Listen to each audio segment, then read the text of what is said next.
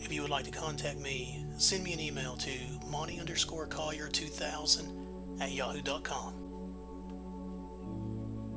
In this video, I will be discussing limited atonement and a few words from Stanley Gower.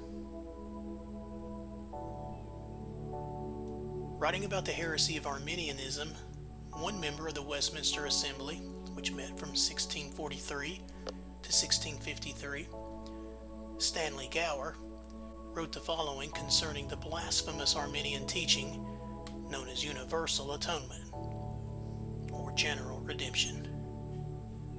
Quote, "This cursed doctrine of theirs crosseth the main drift of the Holy Scripture, which is to abase and pull down the pride of man, to make him even to despair of himself, and to advance and set up the glory of God's free grace, from the beginning to the end of man's salvation."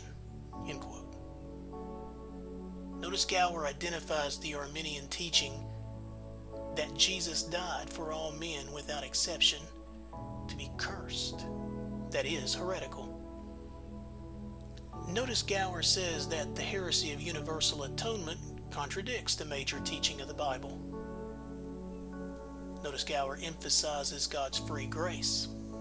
Gower does not believe that justification is by faith and works, nor that salvation is by grace and works.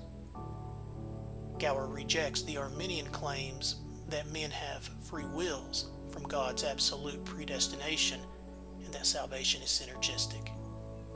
When Gower states that salvation from beginning to end is by God's free grace alone, then he is disagreeing with today's nominal Presbyterian and Reformed ministers who teach that inward progressive sanctification is synergistic. Gower condemns that as Arminian heresy.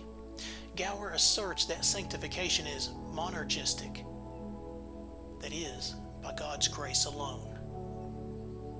He goes on to write the following about God, quote, "His hand hath laid the foundation of his spiritual house, his hand shall also finish it," end quote. Gower is teaching that each part of our salvation is by grace and grace alone, Hebrews 12:2. This contradicts today's hucksters who teach that sanctification is synergistic. Recently, we have had a host of bleeding wolves, such as R.C. Sproul, John MacArthur, John Piper, David Engelsma, Vincent Chung, and many more, to claim that our sanctification is by grace and works, not by grace alone. You can find Stanley Gower's remarks that I quoted in this video in John Owen's famous book, The Death of Death and the Death of Christ. Stanley Gower wrote the opening remarks introducing that great work against the Arminian doctrine of universal atonement. But few today know of it, for it has basically been hidden by J.I. Packer's inserted introduction.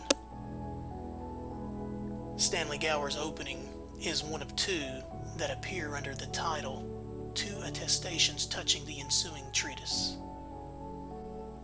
You can get volume 10 of John Owen's works and examine both of them for yourself. As for the Anglo-Catholic heretic J.I. Packer, well, he went on to teach that the Bible had contradictions in it. See chapter 2 of his book, Evangelism and the Sovereignty of God. And Packer spent his career mixing law and gospel while teaching justification by faith and works under the name of Lordship salvation.